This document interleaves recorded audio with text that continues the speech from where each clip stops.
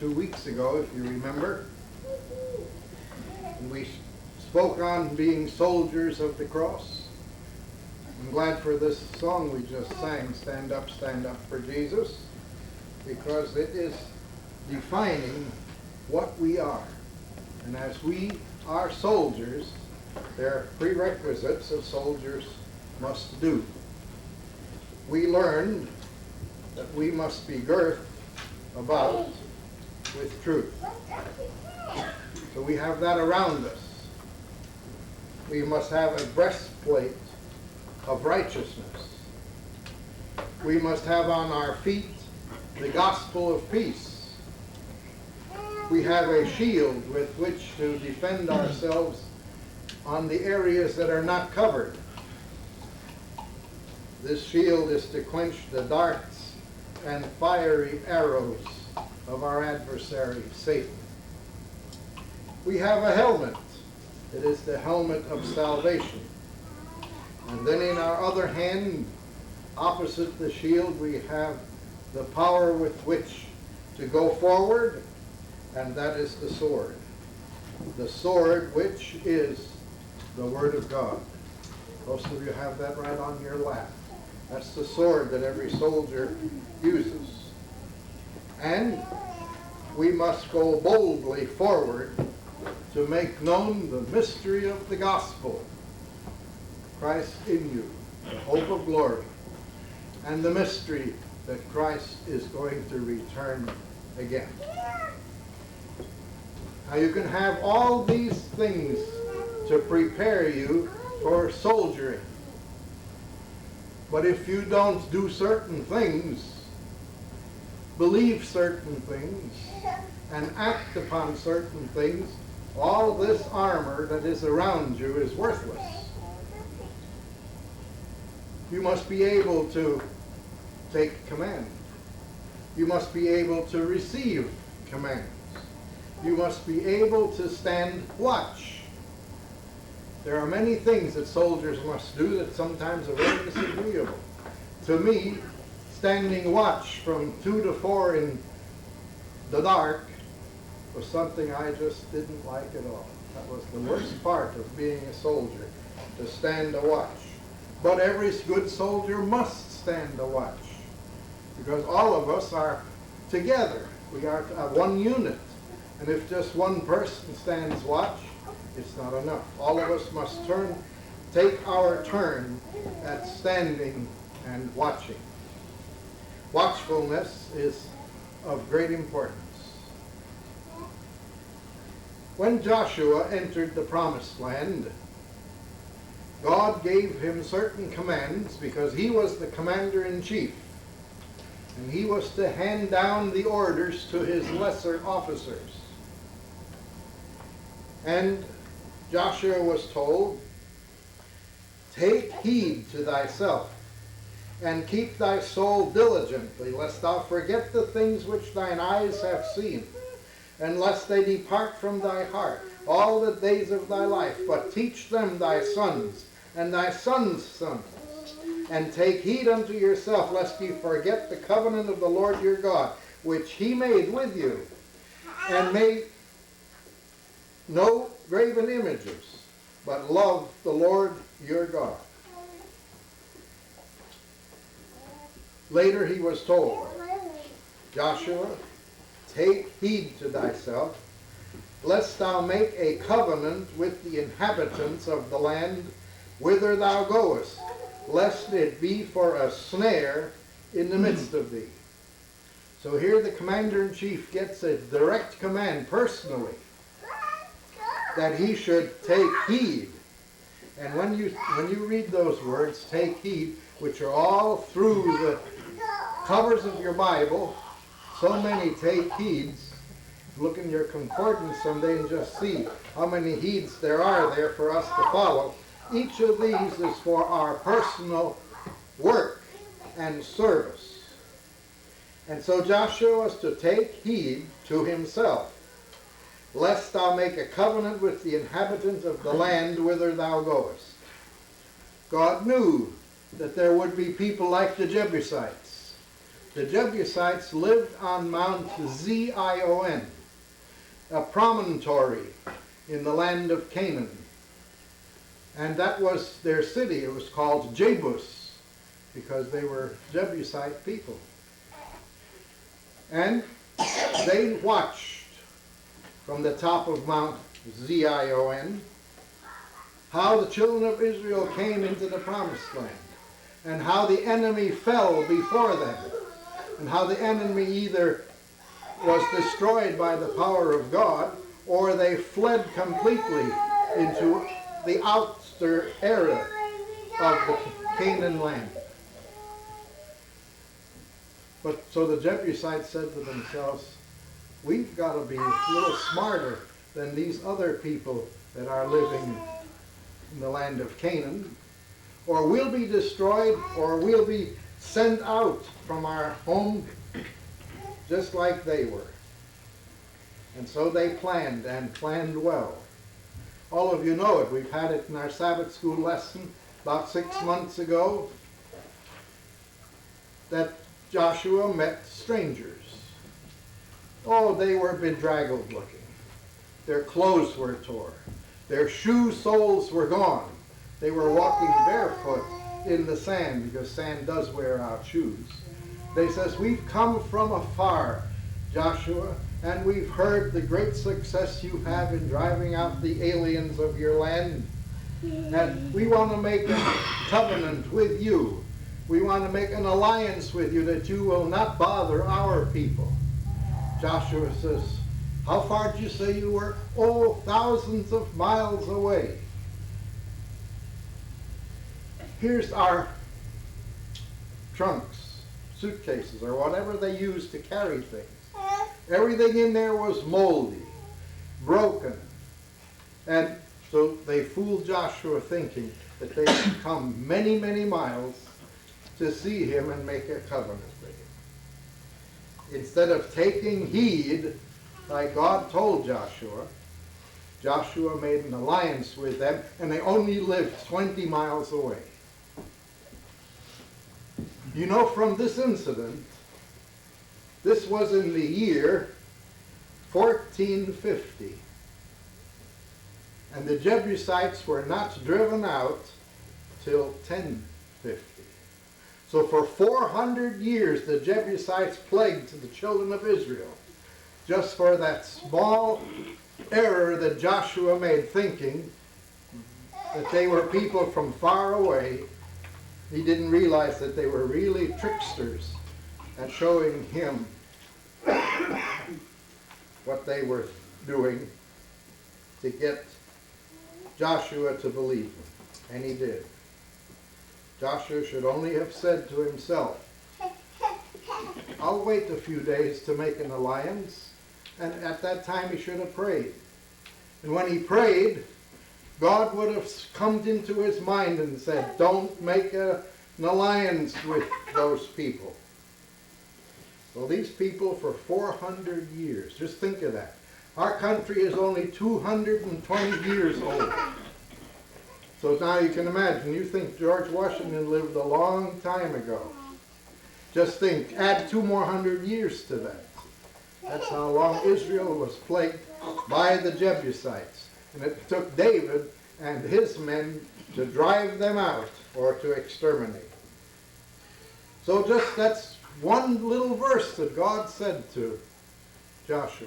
Take heed that you don't make a covenant with the inhabitants of the land whither thou goest. So he failed in that skirmish, didn't he? So we too are tempted and tried. A soldier must learn to take orders and keep them. A soldier must learn to do what he is told and practice what he's told. We practiced for hours to learn how to do certain things. We marched every day so many miles.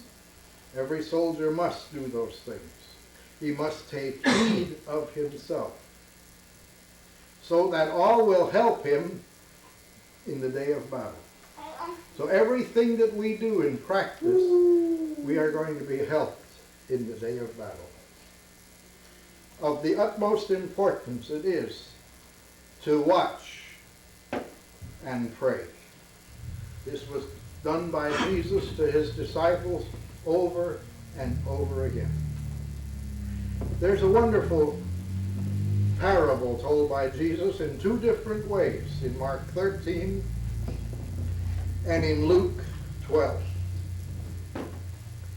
They're almost similar, but I'm going to read them to you to see how these words are important to us. Again, Jesus says, "Take heed to yourselves, for they shall deliver you up to councils and in synagogues, and ye shall be beaten. Ye shall be brought before rulers and kings for my sake, for a testimony against them. And then if any man shall say to you, Lo, here is Christ, or Lo, he is there, believe him not. For false Christs and false prophets shall rise and show signs and wonders to seduce, if it were possible, even the elect." Each of us is going to be seduced like the Jebusites seduced Joshua. And that's part of the devil's plan, to deceive us and to take us away from the truth, to take us away from what God said to do. "But ye take heed again. Behold, I have foretold you all things. But of that day and that hour knoweth no man, no, not the angels which are in heaven, neither the Son, but the Father only.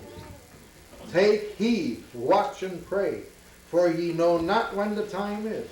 For the Son of Man is as a man taking a far journey, who left his home and gave authority to his servants, and to every man his work, and commanded the porter to watch. Watch ye therefore, for ye know not when the master of the house cometh. He may come at any time. He may come at even, at midnight, at the cock crowing, or in the morning, lest coming suddenly he find you sleeping. And what I say unto you, I say unto all," meaning all of us, "watch. Take heed, therefore, that the light which is in you be not become darkness." Jesus' words. There's an incident that we are going to remember in a few days. Pearl Harbor Day. It's a typical illustration of how foolish people are. Very foolish. Now here's the best of United States fleet in Pearl Harbor, Hawaii. Here were some of the finest planes in Hickam Field in Hawaii. There were over 25,000 soldiers situated throughout the islands of Hawaii. On November 23, 1941, every ship possible left the island of Japan, formed a great task force. Now just think that it's November 23, and started its journey toward America. There was a British ship, U.S. or MSH Bristol of the Royal Navy. It radioed to England. We see the whole Japanese fleet steaming toward America. Should we let the Americans know? The English said, we'll let the Americans know. So the Admiralty of England let America know that hundreds of ships were steaming toward America. And this was November 23. Actually, it was November 24 when the Bristol sighted the Japanese fleet. The Japanese fleet was totally silent. They were under orders not to make a single sound, to keep their engines going at a slow speed, so they even wouldn't alert any submarines that some other person might have in the Pacific Ocean. And so very quietly and slowly, they proceeded toward America. The first radio silence that was broke by the Japanese was December the 3rd. And there the command was given from the Japanese High Command in Japan. Advance toward Hawaii. What their plan was to advance toward Kingston or Washington, we don't really know.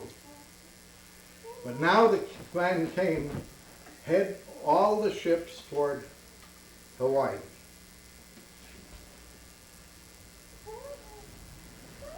Some ships picked up that message and sent it in to Pearl Harbor, and Pearl Harbor sent to Washington. We understand the Japanese fleet is coming toward us. The Japanese were shrewd, just like these Jebusites were shrewd to trick the leaders. And here was the ambassador of Japan in the president's office, the foreign minister of Japan, the war minister of Japan.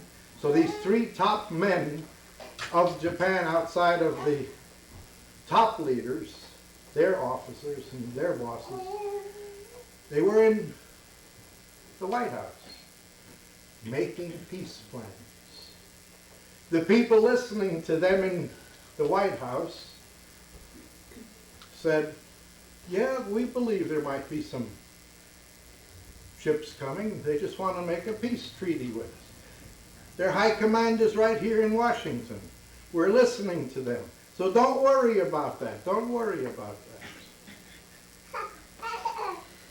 that. On December 6th, a submarine was sighted by a lookout somewhere on the Hawaiian Islands. Said, we just see an enemy sub coming through here. Is it important? No one paid any attention to that. The Americans weren't concerned. Commercial planes flew over the Japanese fleet and reported them steaming toward Hawaii. America still didn't pay any attention to it. Now they are within sight of some of the lower islands of the Hawaiians. And the Americans start telephoning to the northern part of the islands and said, it looks awesome. It looks terrible. The whole fleet is coming toward us. In Washington, they said, well, perhaps a few ships are coming for a peace parley. Americans still didn't do anything. In fact, they left all the battleships tied together. Around 9 battleships, 2 by 2, were in the harbor together, so that the soldiers could walk from gangplank to gangplank, from ship to ship, and get quickly to shore.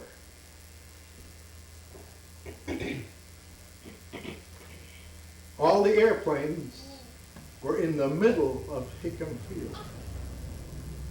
They were usually around the perimeter of their airfield. But no, for some reason, Americans had put all their airplanes in the middle of their great airport. They'd done so many things that were foolish. And now,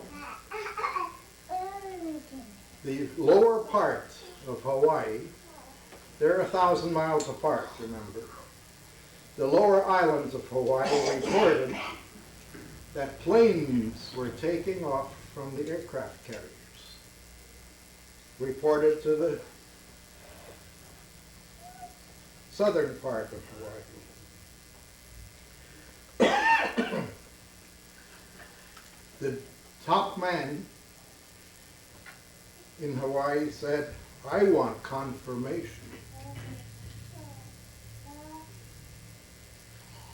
I want proof of what's going to happen. And the radio operator said to him, in a few minutes you have all the confirmation you'll need if you don't believe me. And called him a few dirty names. And then the blasting went forward. It happened. Most of our Pacific fleet was destroyed. 90% of the airplanes were all destroyed. Many men lost their lives. All because of not being watchful. Not listening to what happened. Not listening to what people were trying to say. They were saying, we want confirmation before we'll do anything. And the man on the radio on the other end said, you'll have your confirmation. And there it went, bang-de, bang-de, bang-de, bang. American battleships were so close together, as I said, that they blew each other up. The Japs blew up one, and when that one was blowing, it triggered the action to many of the other ships that blew each other up because they were so close together. Zechariah makes it so plain of Jesus coming and how he's going to come. He's going to be on the Mount of Olives when he comes. Other prophets, Isaiah said the same thing. Jesus is going to come. Are you going to be watching for that coming? In Acts, the first chapter, about 120 people witnessed Jesus ascending to heaven. And as the disciples steadfastly looked up into heaven, two angels came to him and said, Ye men of Galilee, why gaze ye into the heavens? This same Jesus whom you have seen go is going to return exactly the same way. And today, the preachers are crying from the pulpits, confirmation. They want confirmation. We don't know whether there's a Jesus going to return. As I said, the way the people acted in Pearl Harbor on December the 7th is a lot the way the people are going to act when the Lord returns. And it's a very similar, and the many different incidents that took place are so similar to our time today when people don't believe that Jesus will return.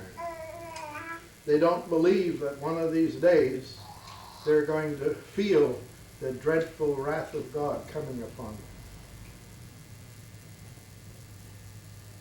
Today, the greatest sin is, as someone said in Sabbath school today, covetousness. And in the last days, covetousness is the main thing that Jesus told us to beware, along with our watching. In Luke, the 12th chapter, beginning with the 15th verse, Jesus said unto them, Take heed and beware of covetousness. For a man's life consisteth not in the abundance of the things which he possesseth. Isn't that what the world is trying to do? Get as much as they can. Work for themselves. Someone said, I think it was Ludina, what's that word you used? Man is selfish.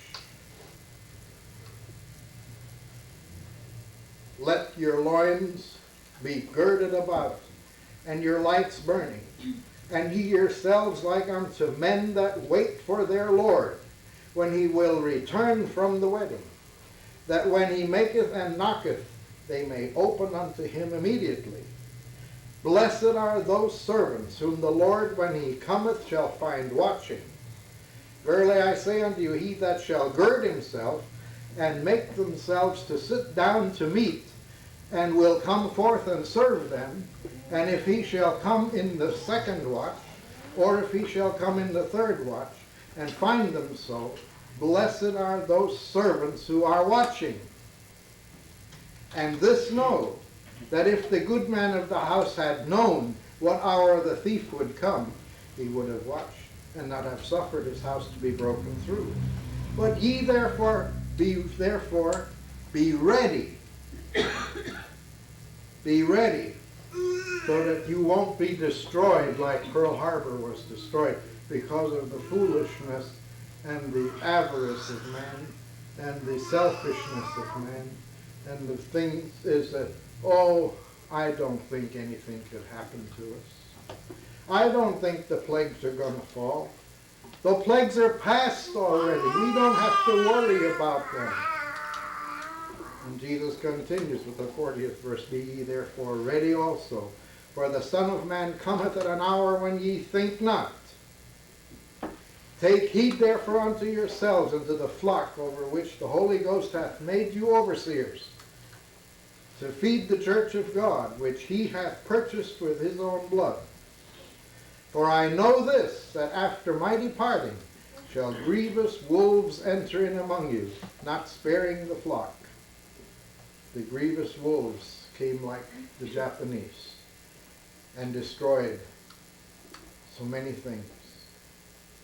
Also of your own selves shall men arise, speaking perverse things, to draw away the disciples after them. Therefore watch and remember. We ought to continue to remember what happened at Pearl Harbor, that we'll not be so phlegmatic again as the Americans were. Watch and remember that by the space of 3 years I cease not to warn every one of you, night and day with tears. And so we too should watch and work and keep the church of God. Thank you that you can be soldiers, that you are soldiers of the cross, as you sang, stand up for Jesus. We also sing, onward Christian soldiers. We sing that we want to be looking up to Jesus and see him coming. Peter says, wherefore gird up the loins of your mind.